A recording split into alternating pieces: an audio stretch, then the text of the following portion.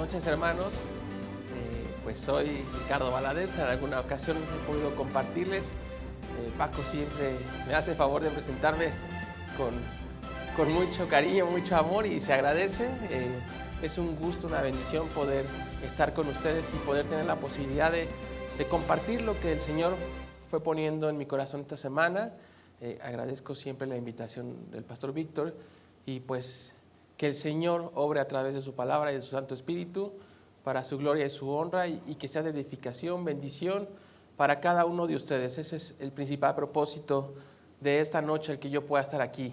Y bueno, como comentaba Paco Patricio, el tema que quise abordar en esta noche, hablando de fe, esperanza y amor, es este tema que lleva por título Una fe muerta. No parece como un título muy alentador, pero la idea de esto es que podamos analizar un poquito cómo está nuestra fe, qué clase de fe estamos viviendo cada uno de nosotros. El camino de la fe, sin lugar a duda, es un camino no fácil, pero ¿saben algo? Es mucho más sencillo que vivir sin una fe, sin un objetivo, sin una esperanza. Y a través de la palabra de Dios es que quiero compartir este mensaje, y quisiera empezar definiendo qué es la fe. Yo tengo una definición personal muy simple, muy corta. Para mí la fe es vivir acorde a lo que se cree. Pero vamos a hacerlo un poco más objetiva la definición, y entonces hablemos un poco de lo que el diccionario habla acerca de la fe, y dice que es un conjunto de creencias de alguien o de un grupo o de una multitud de personas. Así es como el diccionario define la fe. Pero aún vamos a subirle un poco más el nivel para que la Biblia nos diga la definición de la fe. Y esta definición la encontramos en la carta a los Hebreos, en el Nuevo Testamento, en el capítulo 11 y el versículo 1, y también es muy contundente la definición. Es pues la fe, la certeza de lo que se espera, la convicción de lo que no se ve. Qué definición tan bonita, hermanos.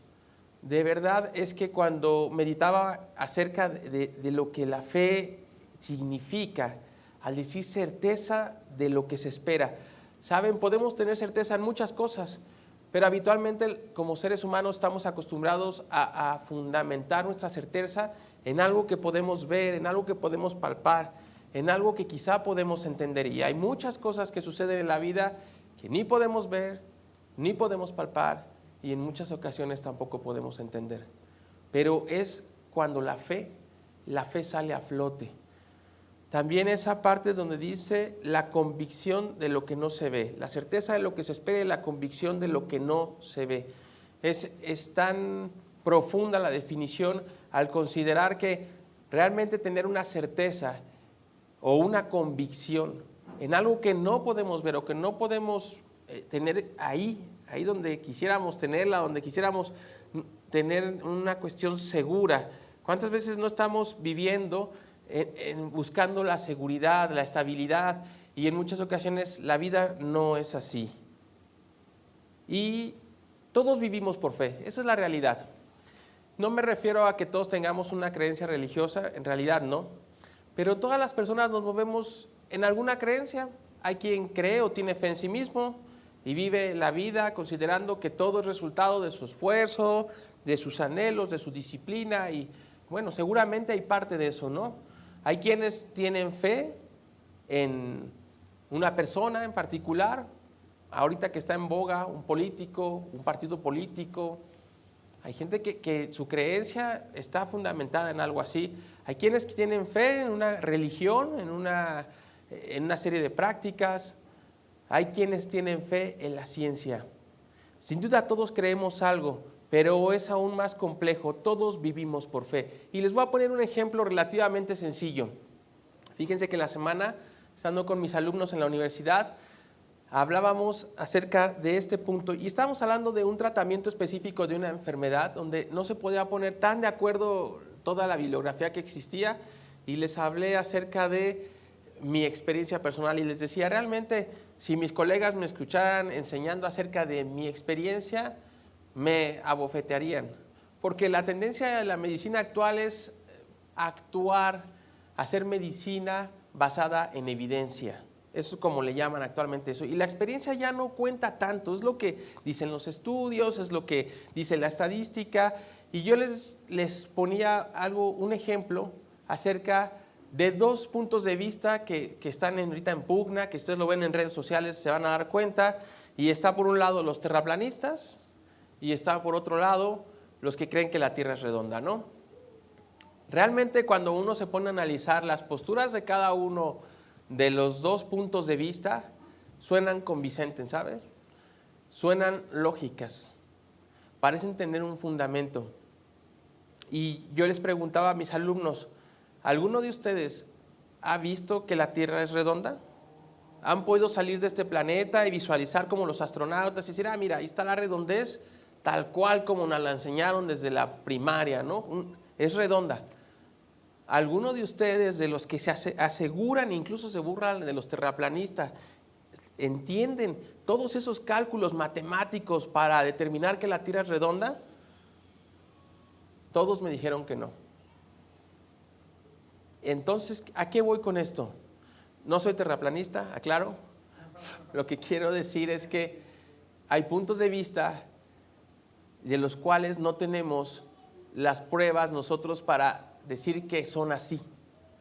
Y así entre otros muchos puntos de vista, incluyendo las multitud de religiones que existen, ¿no? Todo el mundo tiene un punto de vista de su creencia y cree que esa es la fe verdadera. Entonces, todos vivimos por fe, porque la gente vive acorde a lo que cree, a lo que le enseñaron, y hay gente que incluso está dispuesta a pelearse por aquello que le enseñaron sin que le conste. Y se pelean en redes sociales, e incluso hay gente que está dispuesta a morir por una fe o por una creencia que ni siquiera puede probar. Incluso la ciencia, ¿saben? Stephen Hawking en su libro de La teoría del todo lo decía o lo dice. Dice que realmente la ciencia tiene una limitación. Cuando aparece algo nuevo, todo puede cambiar de repente. O sea, ahorita podemos creer, por ejemplo, si hablamos de la teoría del Big Bang, podríamos entender esa teoría, pero si aparece algo nuevo, una molécula nueva, una nueva teorema físico, lo que sea, todo lo que creíamos puede cambiar. Y yo como médico lo he visto. Y hay un ejemplo muy típico que yo quisiera platicarles. Esta es la introducción para que nos adentremos al tema. Espero poder captar su atención. Yo me acuerdo cuando empezó el COVID, todos creían que la acitromicina era la panacea, que era la cura, que nos iba a ir bien con la acitromicina. Y entonces todos empezamos a usar la acitromicina. ¿Y qué creen? Que la acitromicina empezaba a producir muchas arritmias letales. Y yo no sé cuántas personas tuvieron complicaciones con esas arritmias y fallecieron, más que por el propio COVID. Y después en algún momento dijeron, ¿sabe qué? La acitromicina definitivamente es todo lo contrario de lo que pensábamos. Es un medicamento que causa más daño que beneficio. ¿Se fijaron? De un momento a otro, ni siquiera fue de siglos o de años, quizá en el transcurso de un año, toda la perspectiva médica cambió. Pero llega a ser tal la creencia, la convicción, la fe en algo, que actuamos conforme a eso. Y eso es el punto. Nadie en este mundo puede decir que vive sin creer en algo. Todas las personas nos movemos por alguna creencia, por alguna idea, y en base a eso actuamos. Esa es la realidad de la fe. Pero ¿qué dice la Biblia acerca de esa fe? Y es lo que quisiera empezar ya el tema de lleno, desglosando acerca de la fe bíblica, la fe que nosotros predicamos. Miren, una cosa muy importante que es fundamento de la fe es el conocimiento. Y cuando desarrollaba el tema, se me vino a la mente esta porción de la Biblia que está en uno de los libros de los profetas, y el profeta es Oseas. Está en el capítulo 4 y en el versículo 6. Está hablando del pueblo de Israel. Fíjense que el pueblo de Israel vio cosas maravillosas. A través de Abraham, que fue el llamado amigo de Dios, se hizo un pueblo. Y Dios tuvo una relación personal con ese pueblo y le mostró cosas, grandes milagros. Cuando estuvieron en Egipto como esclavos, hizo milagros, abrió el mar. Todos hemos escuchado seguramente esa historia. El pueblo pasó a través del mar y el pueblo se salvó de un ejército tan poderoso a través de un milagro, ¿no? Entre otras cosas. Luego vieron más milagros a través del desierto, en lo que caminaban. En todo ese tiempo, el pueblo de Israel pudo experimentar la fidelidad de Dios. Él pudo ver el poder de Dios. Y sin embargo, de alguna u otra forma, el pueblo de Israel volvía a tropezar en todo aquello que Dios les había dicho que no. Es decir, por un tiempo podían creer en Dios fervientemente y pasados los años, las circunstancias y demás, volvían a tropezar alejándose de Dios, cambiando, tergiversando la fe por completo y haciendo rituales o situaciones como sacrificar a sus niños a dioses, pasarlos por el fuego. Quien lea la Biblia podrá entender toda esta historia del pueblo de Israel. ¿Qué quiero decir con esto? Que realmente, habiendo conocido a Dios, terminaban de alguna u otra forma caminando contrario a lo que Dios les pedía. Y entonces dice el profeta Oseas: mi pueblo fue destruido porque le faltó conocimiento. Por cuanto desechaste el conocimiento, yo te echaré del sacerdocio, y porque olvidaste la ley de tu Dios, también yo me olvidaré de tus hijos.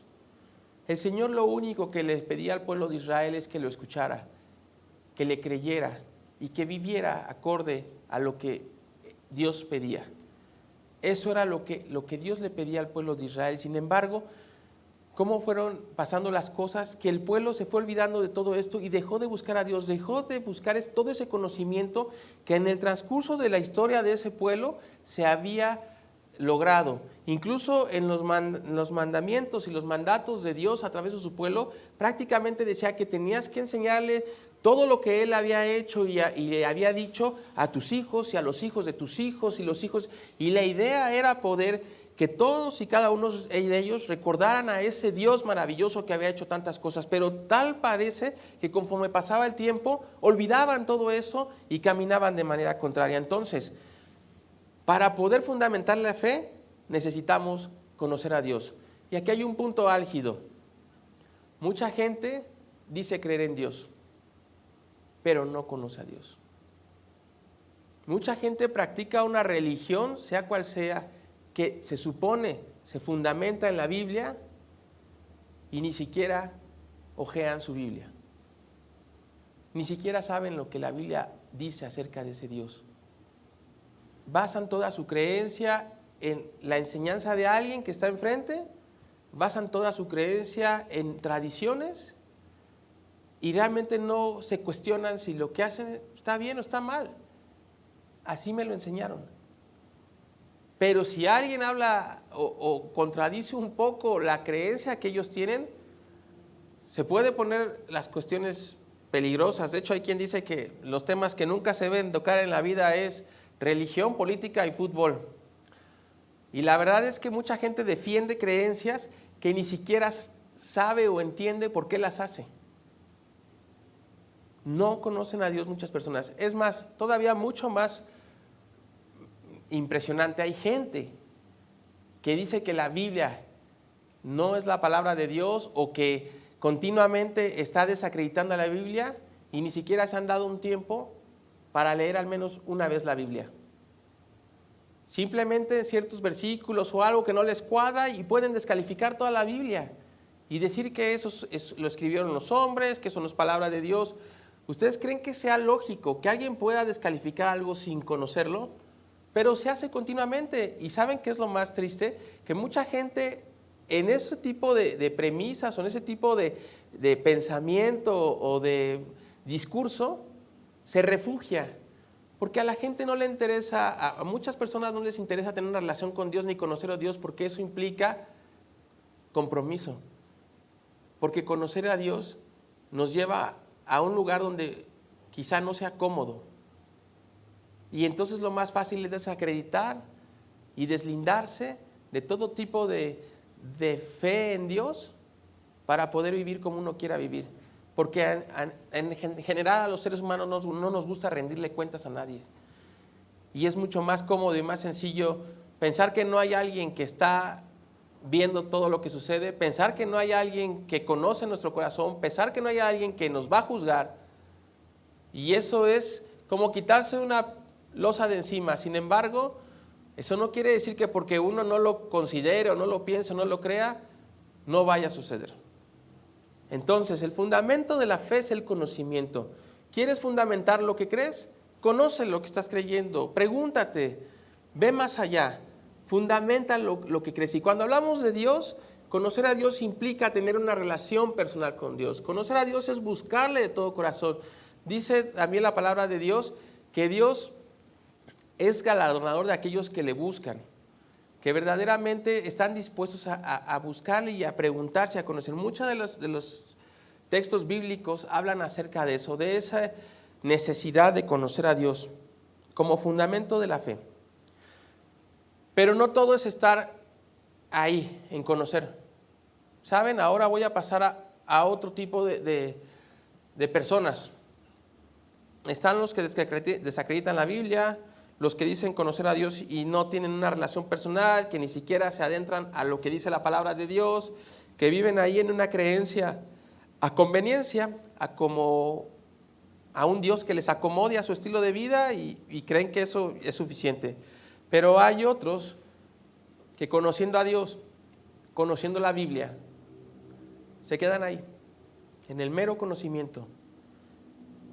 Y el sustento de la fe es la perseverancia. Dice la palabra de Dios en la carta a los Filipenses, capítulo 3, versículo 13 al 14. Porque por fe andamos, no por vista. Perdón, este es 2 a los Corintios 5, 7.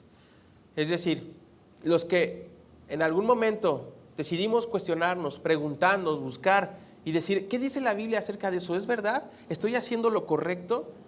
¿Sí lo que me enseñaron tiene sentido? Y de repente, cuando alguien te habla de la Biblia, con la Biblia, o cuando uno se adentra a la Biblia y dice, no, la verdad es que estas prácticas no son correctas. La verdad, mi forma de vivir no es correcta. Y de repente te das cuenta de esa verdad y decides sustentar esa fe en el conocimiento y dices, voy a adentrarme más y te empiezas a dar cuenta de lo que el Señor habla, pide, enseña a través de la palabra de Dios. No digamos la creación, porque Dios es evidente en su creación. Nadie puede negar a Dios viendo todas las maravillas que hay en la creación, en el universo, en las estrellas, en una cascada, en un río, en el bosque, en donde quiera donde se mire la obra de Dios. Realmente es imposible negar que hay un creador. Es imposible negar que alguien hizo todo esto de manera perfecta. Pero no nos podemos quedar solamente en ese fundamento, hay que perseverar. Y aquí sí en Filipenses capítulo 3, 13 y 14, vean lo que dice la palabra de Dios. Hermanos, yo mismo no pretendo haberlo ya alcanzado, pero una cosa hago, olvidando ciertamente lo que queda atrás y extendiéndome a lo que está delante. Prosigo a la meta, al premio del supremo llamamiento de Dios en Cristo Jesús. El apóstol Pablo habla de proseguir. Como les decía al principio, el camino de la fe no es fácil, porque nosotros no somos Dios. Nosotros no podemos saber qué va a venir. Ni siquiera a veces podemos recordar que ya vino, que ya pasó. Con trabajos a veces vivimos el día a día, en el afán de todo el día, en el correr, en el venir, y no podemos tener certeza de lo que fue ni de lo que será. Saben, no todos podemos alcanzar la meta de manera pronta, pero hay una cosa muy importante: prosigo a la meta. Esa es la fe que nos mueve. Yo sé que no soy perfecto, es más, yo podría decir muchas de las debilidades, luchas, carencias y hasta confesar mis pecados y reconocer cuán lejos estoy de lo que el Señor espera de mí. Sin embargo, no me abrumo, no vuelvo atrás, prosigo a la meta. La perseverancia es lo que nos tiene que llevar a esa meta que es la fe. Ahora, ya hablamos de un sustento que es el conocimiento, ya hablamos de la perseverancia, ahora hablemos de la evidencia. Y aquí quizá viene acerca del título del tema, la fe muerta. Dice la palabra de Dios en la carta de Santiago, en el capítulo 2, versículo 14 al 23. Pero alguno dirá, tú tienes fe y yo tengo obras. Muéstrame tu fe sin tus obras y yo te mostraré mi fe por mis obras. ¿Tú crees que Dios es uno? Bien haces. También los demonios creen y tiemblan. Mas, ¿quieres saber, hombre vano, que la fe sin obras es muerta? ¿No fue justificado por las obras Abraham, nuestro padre, cuando ofreció a su hijo Isaac sobre el altar? ¿No ves que la fe actuó juntamente con sus obras y que la fe se perfeccionó por las obras? Y se cumplió la escritura que dice, Abraham creyó a Dios y le fue contado por justicia y fue llamado amigo de Dios. Este relato lo pueden buscar en el libro de Génesis, en el versículo 22. Si tienen tiempo y ojalá lo tengan, se hagan un tiempo y ojalá busquen, investiguen, vean. Esta historia es maravillosa. No vamos a abordarla a profundidad, pero sí este versículo sí. Tú tienes fe y yo tengo obras, dice la palabra de Dios. ¿Saben? Hay doctrinas que dicen que uno se salva por obras. Lo vamos a tocar un poco más adelante. No es exactamente lo que dice la palabra de Dios. Y se los voy a confirmar en un versículo más adelante, pero ahorita vamos a dejar esa idea. Nadie puede ser lo suficientemente bueno para estar delante de Dios, porque Dios es santo y ninguno de nosotros puede ser santo en sí mismo. ¿Dios nos santifica? Sí. ¿Somos santificados en la santidad de su Hijo Jesucristo? Sí. Pero nadie se santifica en sus obras. Entonces, ¿cuál es la importancia de las obras? Muéstrame tu fe sin tus obras y yo te mostraré mi fe por mis obras. Yo no puedo decir que soy cristiano y vivir como si no lo fuera. No tiene sentido, no tiene congruencia. No es íntegro lo que estoy diciendo, es una falsedad.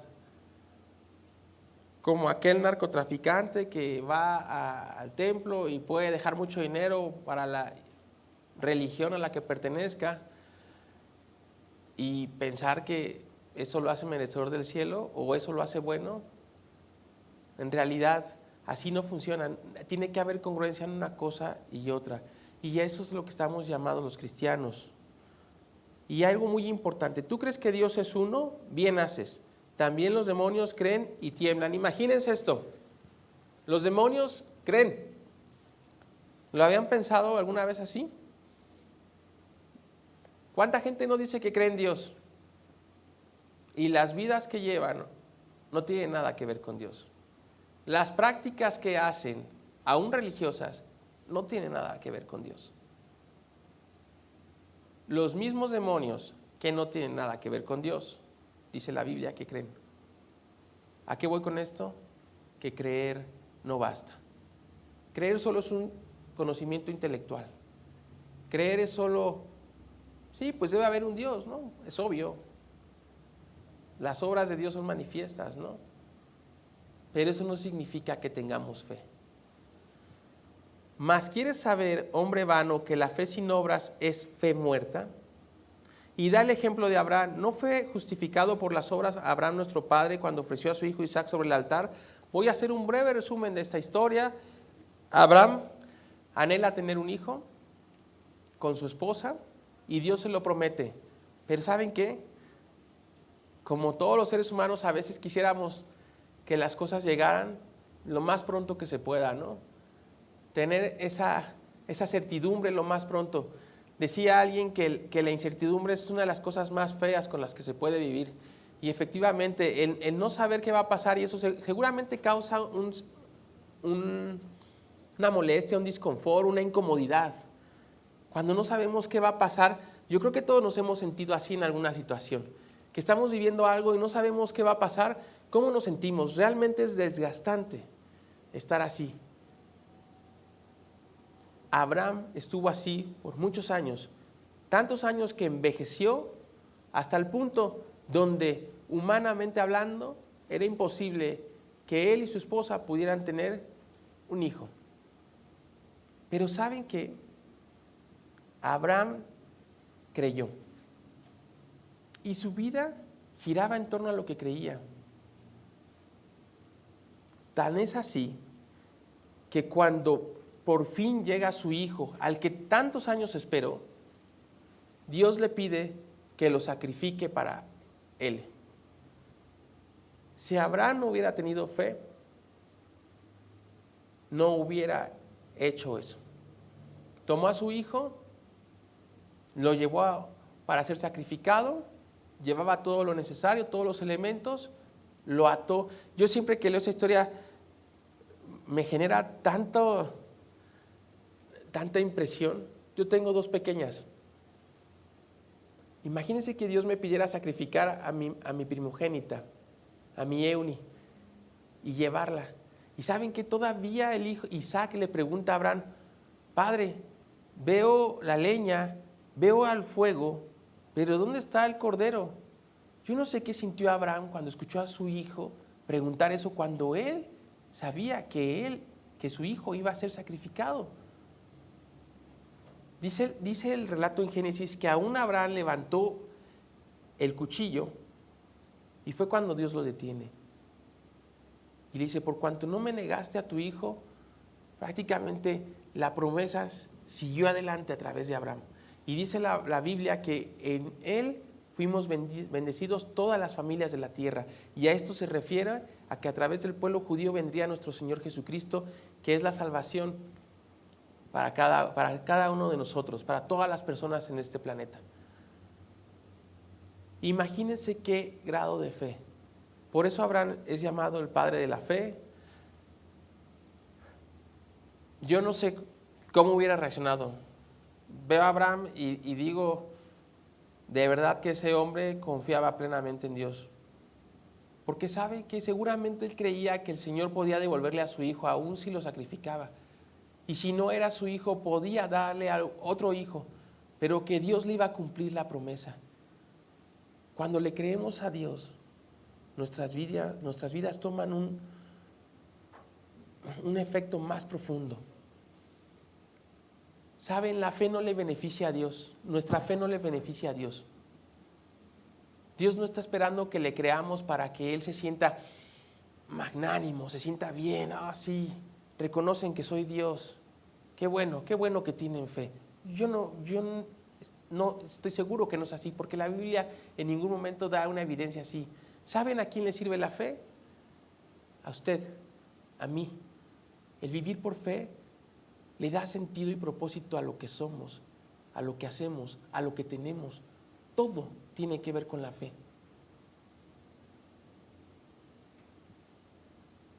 Sigue hablando el apóstol Santiago: hermanos míos, ¿de qué aprovechará si alguno dice que tiene fe y no tiene obras? ¿Podrá la fe salvarle? Y el siguiente ejemplo, la verdad, es un ejemplo que nos debería tocar el corazón a cada uno de los que decimos ser seguidores del Señor Jesús. Y si un hermano o una hermana están desnudos y tienen necesidad del mantenimiento de cada día, y alguno de vosotros les dice: id en paz, calentaos y saciaos, pero no les dais las cosas que son necesarias para el cuerpo, ¿de qué aprovecha? ¿Saben cuántas personas o cuántos hermanos no ven pasar tribulación a los propios, a los de casa, a los que están aquí cada domingo, a los que vemos? Y no estamos dispuestos de dar un tiempo para preguntar, para hablar, para visitar. ¿Cuántos hermanos pasan necesidad económica y hay personas que pudieran ayudarles en alguna situación, y lo más que llegamos a decir a veces es: voy a orar por ti? ¿Es en serio? ¿Es todo lo que podemos hacer, hermanos, como pueblo de Dios, como iglesia, entre nosotros? Afuera se tiene que hacer, que es predicar el evangelio, me queda claro, pero con los nuestros, con los que llamamos hermanos, con los que tenemos a Dios como Padre, ¿en verdad lo más que podemos hacer es orar por las personas? No podemos ver más allá la necesidad física, la necesidad espiritual. Primero la necesidad espiritual, corrijo el orden, la necesidad espiritual. Hay gente que está pasando tribulación y saben, muchas personas se van de las iglesias porque nadie les pregunta en ese sentido. Allá donde yo estaba, en la Ciudad de México, hubo un caso así, de una situación así. Y decían, es que yo iba y nadie se me acercaba ni siquiera a hablarme, ¿no? Cuando hay necesidad económica, hermanos, ¿cuántos hermanos no están pasando mal una necesidad económica y no estamos dispuestos a dar? Y bueno, hay mucho acerca de esto, ¿no? Y podríamos hablar toda la noche, pero el tiempo siempre apremia.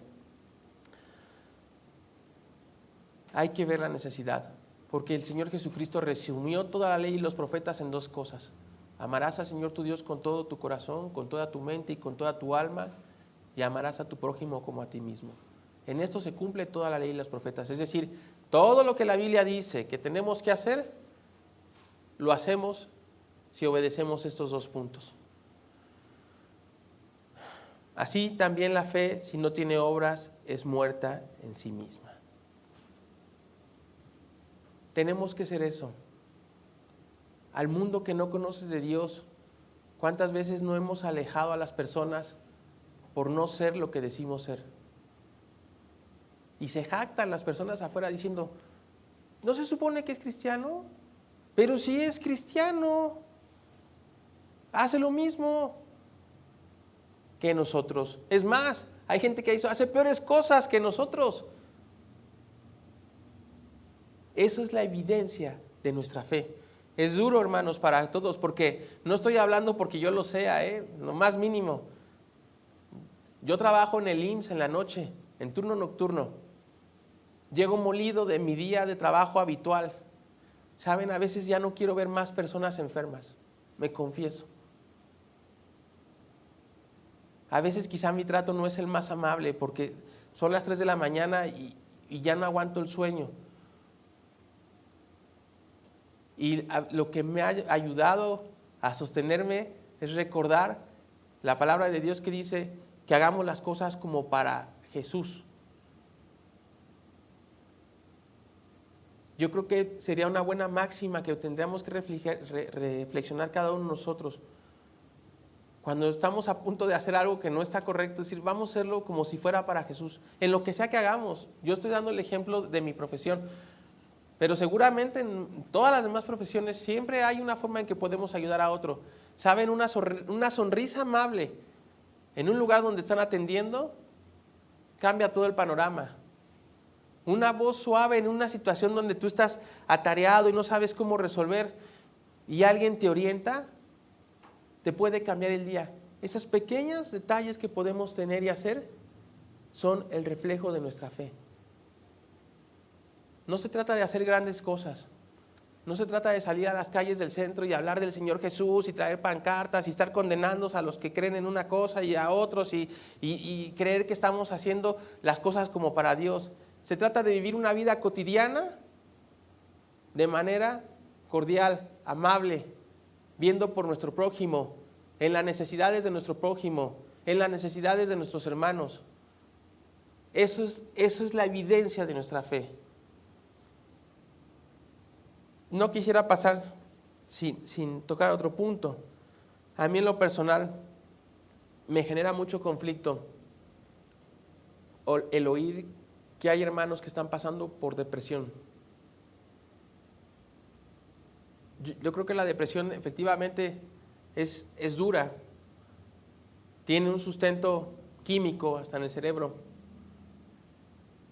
y no quiero juzgar ni ser incompasivo, pero me pregunto, ¿somos cristianos? ¿Cómo es que nuestra fe no nos puede sustentar más allá? Y repito, no quiero ser incompasivo, no estoy juzgando a nadie, yo solo quiero reflexionar. ¿Sí he tenido momentos de depresión? Sí. ¿He tenido momentos malos en la vida? Sí. Pero yo creo que cuando nos aferramos al Señor Jesús y entonces creemos en todas esas promesas de la Biblia, la vida duele, hermanos, La vida no es fácil. Nadie tiene la vida perfecta. Es más, ni siquiera los cristianos podemos aspirar a una vida perfecta. A veces hasta la vida es mucho más complicada para los que hemos decidido creer.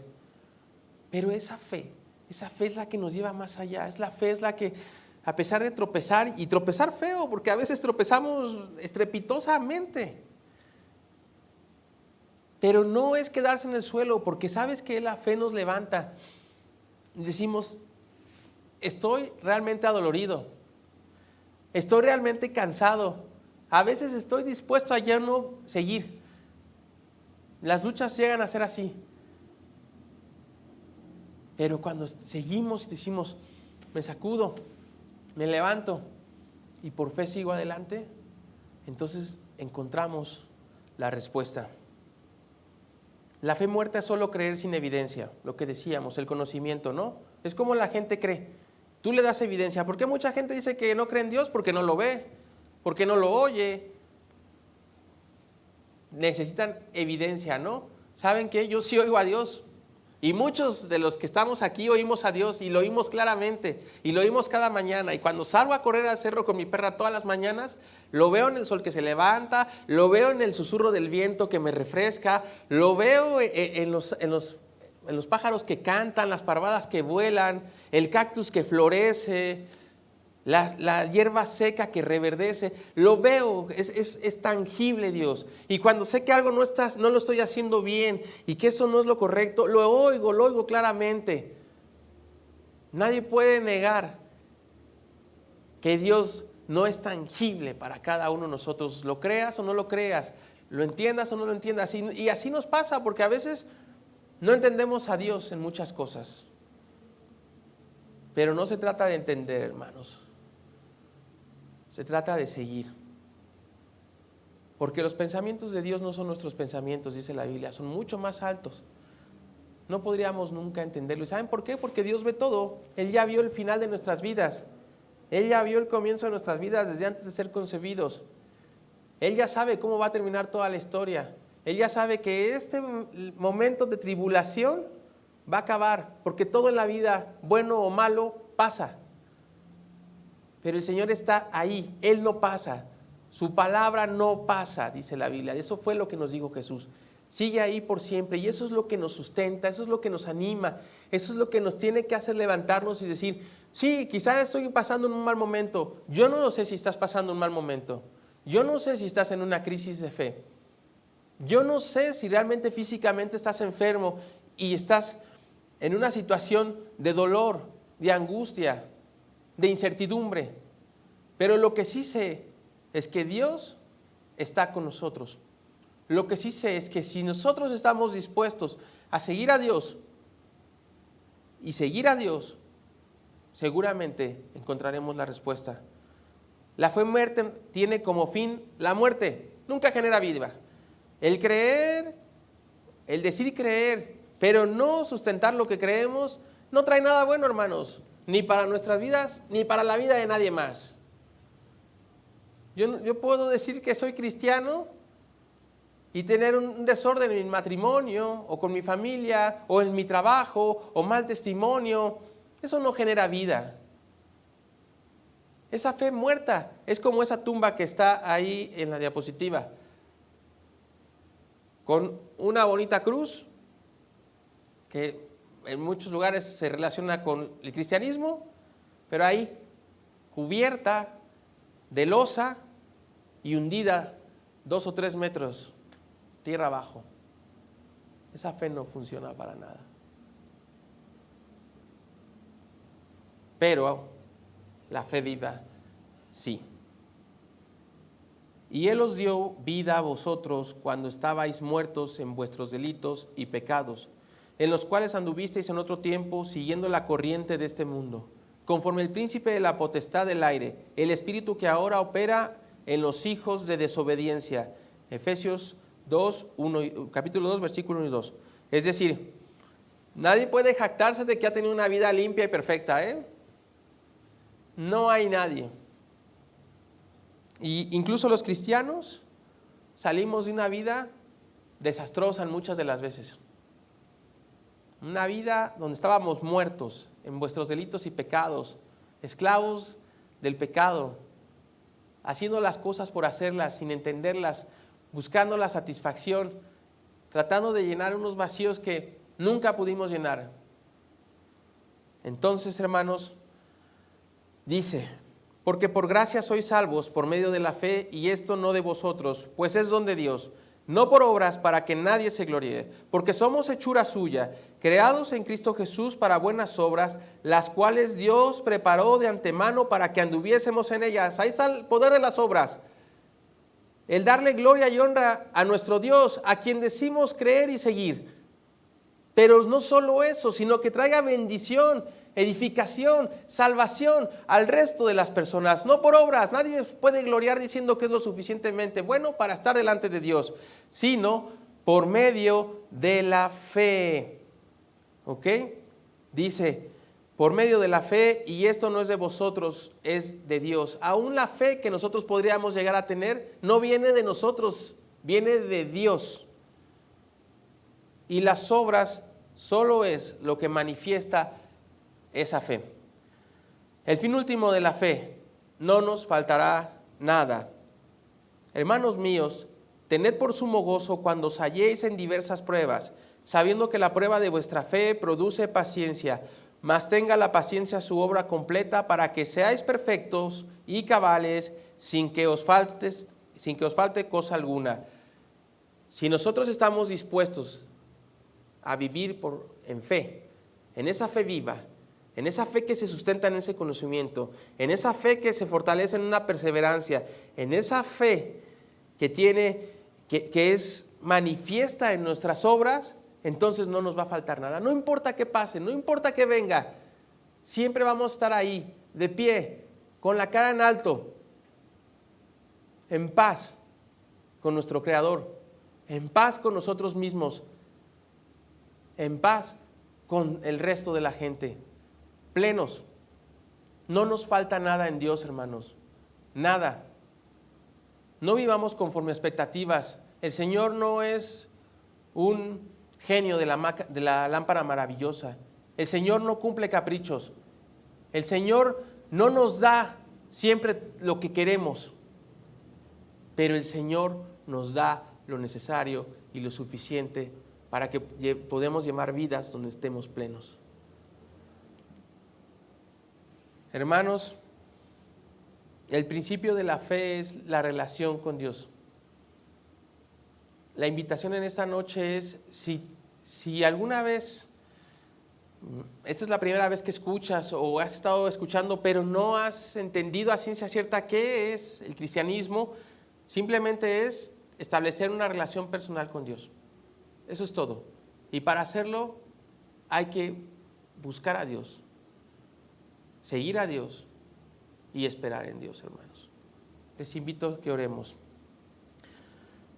Señor y Padre que estás en el cielo, te agradecemos porque sabemos, Señor, que tú eres nuestro Creador, nuestro Hacedor, el que nos sustenta, Señor. Te busquemos o no, Señor, el sol sale para buenos y malos, dice tu palabra, Señor. La lluvia cae para justos e injustos, Señor. Tú no haces acepción de personas, Señor. Y en algún momento nos buscas, Señor. Ni siquiera es porque nosotros te busquemos en muchas de las ocasiones, Señor. Por favor te pedimos, Padre, que podamos sustentar nuestra fe siempre buscando conocerte día a día más profundamente, Señor.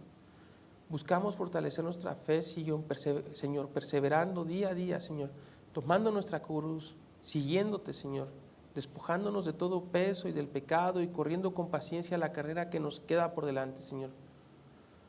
Prosiguiendo a la meta, al premio del supremo llamamiento que es en Cristo Jesús, Señor. Y que realmente nuestra fe sea evidente, Señor. Una fe que te glorifica, Padre. Una fe que bendice, que edifica, que es de bendición, Señor, para quienes nos rodean, Señor. Una fe que nos hace sentir plenos, que nos haga sentir que en verdad nada nos falta, Señor. Padre, agradecidos por esta noche, oramos en el nombre de tu Hijo amado Jesucristo. Amén.